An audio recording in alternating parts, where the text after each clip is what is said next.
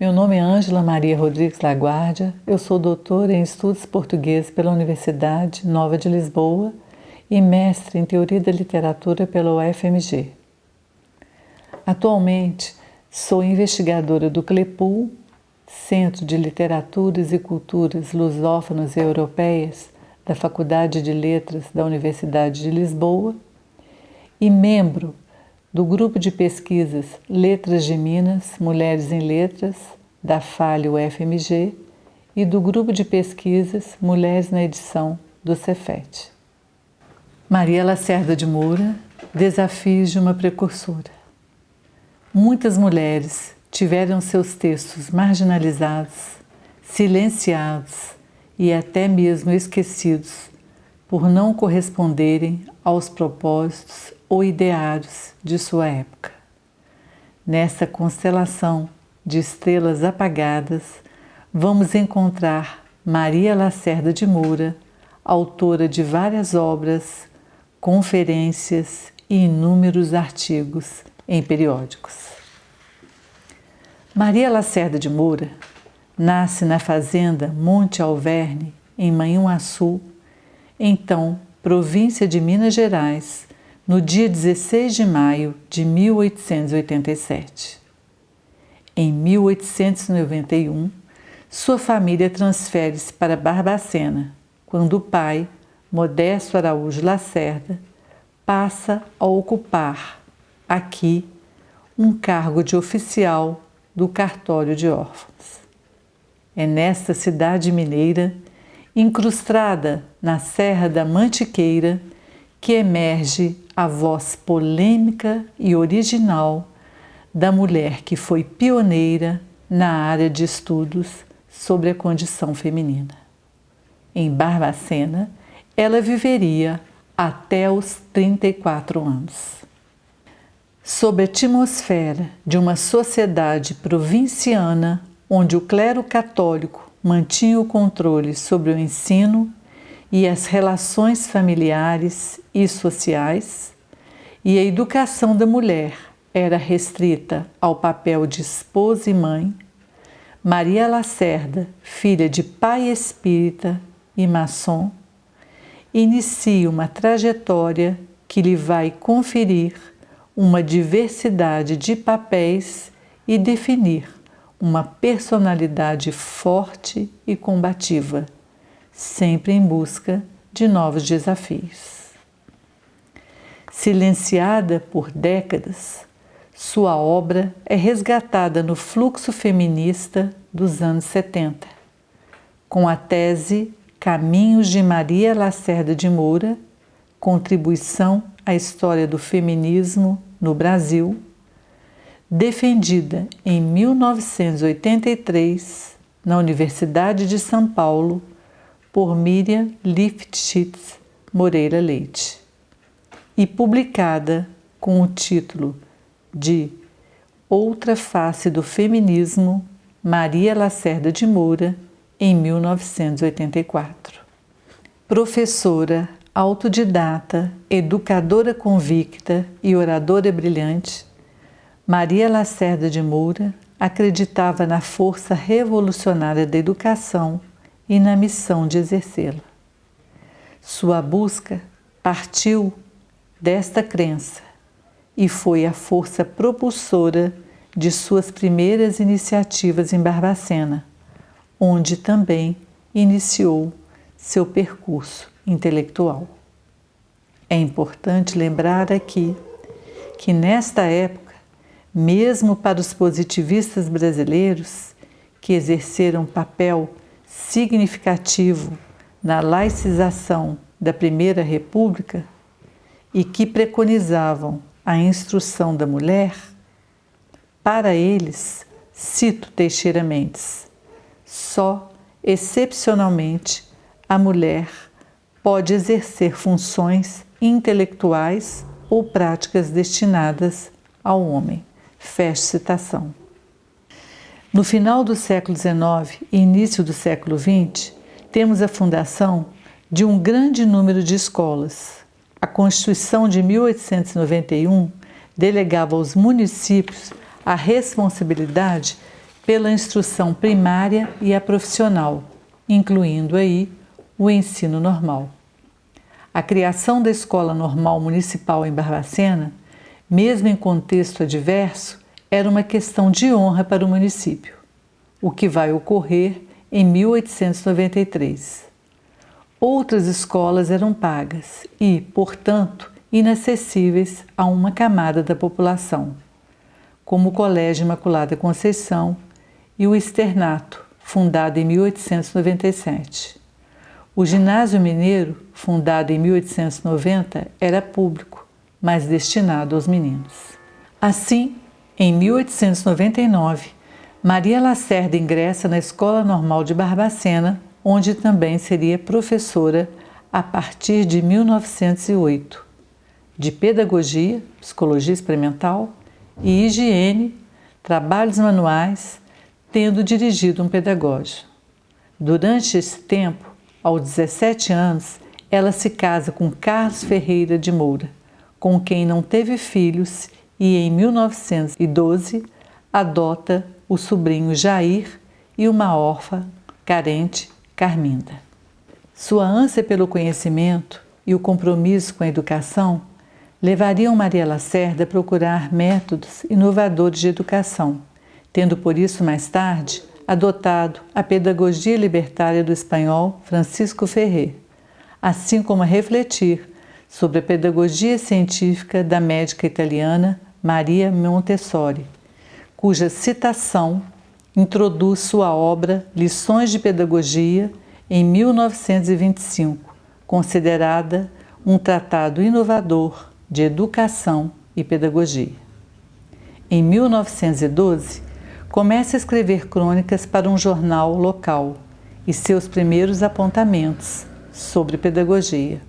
A partir deste período, ela participa ativamente na Liga Barbacenense contra o Analfabetismo, com o objetivo de oferecer gratuitamente à camada menos favorecida da cidade, cito, os meios de aprender a ler, escrever e contar, além de noções essenciais de desenho. Fecha citação. Em 1916, ela participa da criação e dirige o primeiro curso feminino da Liga, a Escola Conde de Prados. O curso funcionava à noite, mas apesar do grande número de alunas matriculadas, muitas não podiam comparecer por causa do trabalho nas casas em que ganhava subsistência. Não eram liberadas para ir à escola. Maria Lacerda lança então um apelo público, publicado em jornal da cidade, à boa vontade das famílias de Barbacena para que colaborassem com as ações da Liga. Maria Lacerda ainda participa da Liga Feminina Barbacenense, promovendo saraus e festas artísticas e outras atividades, com o objetivo de arrecadar fundos para a construção da Vila Dom Viçoso, um conjunto de casas populares destinadas aos menos favorecidos e um lactário. Ela trabalhou arduamente para o êxito desses projetos e de outros ligados à proteção da infância e dos pobres. Ainda em Barbacena, Maria Lacerda inicia suas conferências e publica seus 2 primeiros livros, Em Torno da Educação, em 1918, e Renovação, em 1919. Abrimos aqui um parêntese para citar parte da crítica de José Oiticica no jornal A Voz do Povo, de 1920, sobre o livro. Cito: é verdadeiramente prodigioso que tal livro se haja escrito num recanto enfeudado ao clero e aos politicastros. Ainda mais que esse livro seja de uma mulher mineira. Surgir um livro desse cintilante, vigoroso, semi-revolucionário, naquele meio tradicionalista, conservador, ultracatólico e politiqueiro, afigura-se um prodígio incrível. Fecha citação.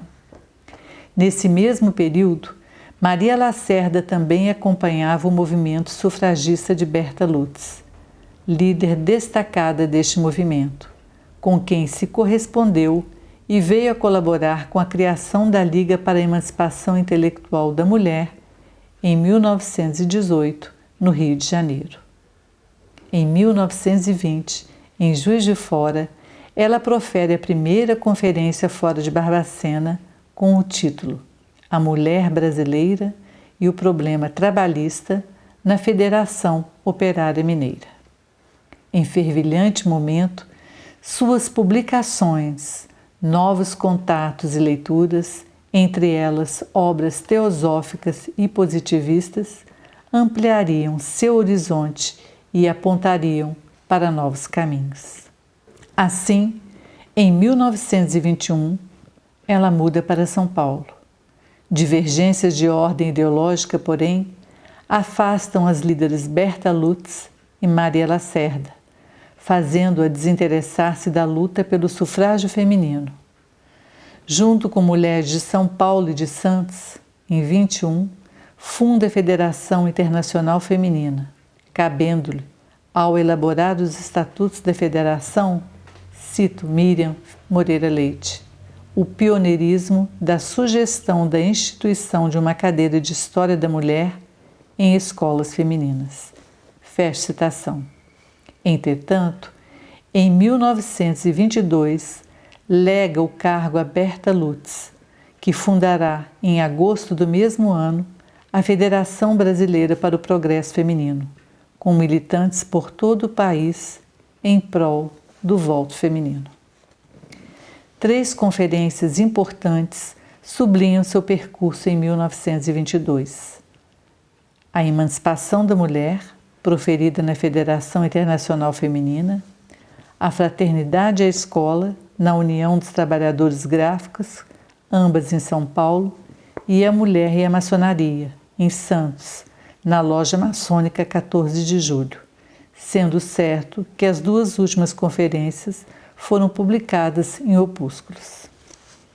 Em fevereiro de 1923, Maria Lacerda funda e edita a revista Renascença. Na primeira página da revista, ela escreve sobre o título escolhido e justifica a comparação com o advento das artes do século XX. Cito Maria Lacerda. As grandes épocas do Renascimento encontram novas fórmulas, novos ritmos, novas expansões de beleza e apontam aos vindouros, tipos inéditos, harmonias estranhas, ideais mais alevantados. Nós, os felizes mortais do século XX, atravessamos uma dessas etapas formidáveis. A arte vive. Ignorados motivos e poetas anunciadores cantam a epopeia de uma singular percepção do sonho inatingível. O futurismo, pela sua atitude revolucionária, é digno da nossa simpatia. Mas o futurismo não é senão um ponto vago, indistinto, obscuro no esboço desse caos de transformações. Fecha citação. Temos, assim, uma clara alusão ao futurismo e às artes no contexto pós-Semana de Arte Moderna de 22, que não exclui sua reflexão em análise crítica sobre a arte, a moral da época e a literatura. Neste primeiro número, a revista traz o artigo A Mulher e Seus Direitos no Futuro, da escritora e feminista portuguesa Ana de Castro Osório, e ainda divulga artigos relacionados com a luta pela emancipação feminina, a educação, as artes plásticas, a música e a poesia. Em seu terceiro número, foi criada uma seção sobre o movimento operário. A revista teve 5 edições. Mais tarde, seu encerramento seria comentado em carta datada em 1926 e endereçada a Ana de Castro Osório. Cito Maria Lacerda. Minha revista era uma vez por dificuldades econômicas. Fecha citação.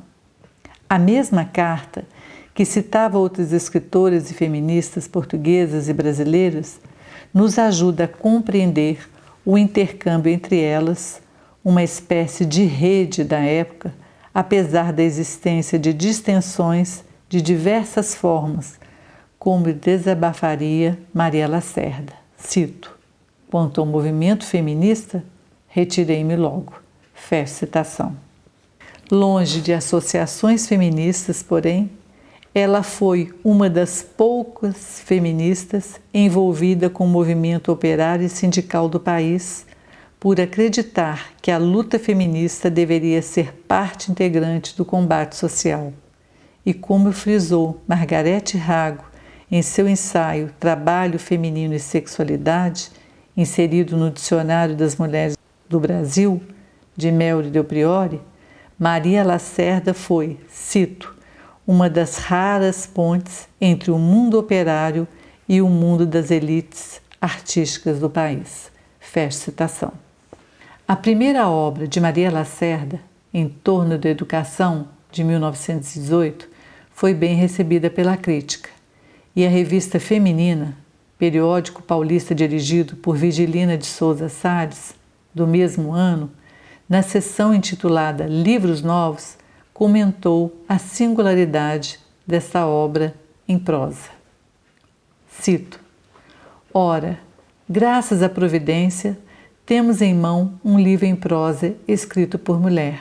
Em geral, as nossas patrícias, que, não contentes em adquirir prendas do salão, anseiam por outras que exibam o grande público, tratam logo de se iniciar ao verso. Raras, raríssimas, são as que se arriscam a cultivar a prosa. Fecha citação. No prefácio de sua segunda obra, Renovação, de 1919, Maria Lacerda se dirige às leitoras e revela claramente a sua preocupação com a instrução das mulheres, descrevendo o seu percurso de leitora, as obras que leu e como aprendeu com os grandes mestres, cientistas, escritores e filósofos, no intuito de oferecer um roteiro de leitura para suas leitoras e adverti-las sobre a importância do conhecimento, da consciência que guia a vontade. Cito Maria Lacerda: precisamos, antes de tudo, aclarar o nosso entendimento. Falta-nos a instrução. A mulher continua ignorando. Não temos literatura feminina. A brasileira não lê. E é preciso que ela saiba que o homem não a libertará. E só a mulher libertada pode libertar o homem. Faz-se mister divulgar a instrução sólida, a verdadeira instrução. É necessário que a mulher ocupe o lugar que lhe é reservado, de justiça entre os homens. É indispensável que a mulher trabalhe pela mulher. Fecha citação. Este interesse com a formação intelectual e emancipação da mulher se tornaria ainda mais contundente com o lançamento de sua obra emblemática A Mulher é uma Degenerada, em 1924, e onde acrescenta a irreverente epígrafe logo abaixo do título que inicia os capítulos: Onde só há que mal lhe pense. Há sempre alguém que pensa mal. A obra teve 3 edições, sendo a última em 1934. Foi publicada no exterior e teve recepção crítica muito favorável em jornais e revistas do Brasil, Uruguai, Argentina, Chile e Portugal.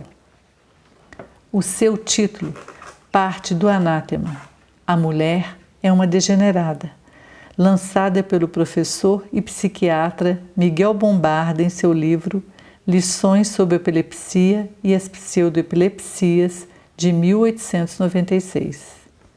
e o primeiro capítulo se desenvolve em tom de réplica, cuja justificativa é referenciada na epígrafe que o antecede. Cito Maria Lacerda. A mulher é uma degenerada. É uma série de reflexões e, como não tenho autoridade do cientista, senão as minhas leituras e as minhas observações de cada dia, preciso apoiar-me nos cientistas. Não roubo, não faço como aqueles que citam, porquanto não copiam. Não sigo o exemplo numeroso dos tais cientistas que nos dão como se fossem de primeira mão teses muitíssimo nossas conhecidas. Reivindico os meus direitos. O que é meu é muito meu. Fecha citação. Apoiada por esse espírito científico, Maria Lacerda discute por partes as afirmações de Bombarda em torno da degenerescência feminina.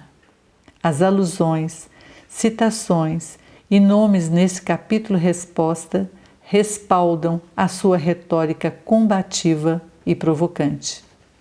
Essas reflexões possibilitam lançar um olhar sobre as teorias científicas que enfocavam a mulher no final do século XIX e no começo do século XX, bem como a compreensão de sua luta pela causa da mulher. Durante este período em que esteve em São Paulo, Maria Lacerda encontra a capital em plena efervescência. O progresso e a industrialização, os movimentos operários que se organizam com a participação das mulheres, o movimento libertário do anarquismo e outras ideologias da esquerda. Seus contatos com ativistas políticos, escritores brasileiros e estrangeiros, trabalhadores e sua colaboração em jornais, anarquistas ou não, além de conferências, participações em festivais ou outras tantas atividades que exerceu como escritor e jornalista, não a afastaram de seus ideais educacionais nem de seus princípios místicos e pacifistas. Seu posicionamento antifascista, principalmente através do jornal O Combate, provocaram o emparcelamento do jornal profascista italiano e o Piccolo, que teve sua sede invadida por estudantes que defendiam a escritora, que havia sido caluniada em um artigo. Este episódio provocaria a iniciativa de sua mudança para Guararema, interior de São Paulo, em 1928. Ali, ela viveu em uma comunidade rural à margem do Rio Paraíba, lecionou e conviveu com outros idealistas e individualistas, denominados objetores de consciência da Primeira Guerra Mundial. Durante esse tempo, pronunciou muito de suas conferências pacifistas no Uruguai, na Argentina e em várias cidades do estado de São Paulo, além de ter escrito o maior número de suas obras, que aqui omitimos. Em 1935, ela faz um apelo às mulheres brasileiras para a fundação de um comitê feminino contra a guerra, publicado no periódico paulista A Lanterna, em 2 de novembro de 1935. No mesmo ano, com a repressão do governo de Getúlio Vargas, veio a perseguição dessa comunidade. Maria Lacerda manteve-se escondida durante algum tempo e voltaria a Barbacena em 1937, mas não seria bem recebida. Em 1938, ela muda para o Rio de Janeiro, onde publicou sua 15ª obra, Português para os Cursos Comerciais, em 1940, e pronunciou sua última conferência, O Silêncio, em 1944, na sede da Ordem Rosa Cruz. Em 1945, Maria Lacerda vem a falecer no Rio de Janeiro. Em 2015, a cidade comemorou 450 anos. A edição de 4 de março de 2015 da revista Veja, em número especial, trouxe nomes ilustres da cidade ou que fizeram parte de sua história. Nos verbetes, organizados por temas, encontramos um título. Seu lugar era na frente, elas tinham atitude. E entre tantas mulheres ilustres, como Chiquinha Gonzaga, Júlia Lopes de Almeida e outras, se encontrava Maria Lacerda de Moura. Para encerrar, destacamos algumas partes de um texto enviado por Maria Lacerda para a revista Silhueta em 1932, com o título de Oração. Cito: só para amar foi feita a vida. Cada ser é um elo da grande corrente do amor universal. A minha pátria é o meu coração. A minha pátria é a minha razão. A minha pátria é o universo. A minha pátria não tem fronteiras. Vai até o coração imenso de todo o gênero humano, considerado nas unidades individuais. A minha religião é a religião do amor e da beleza. Muito obrigada.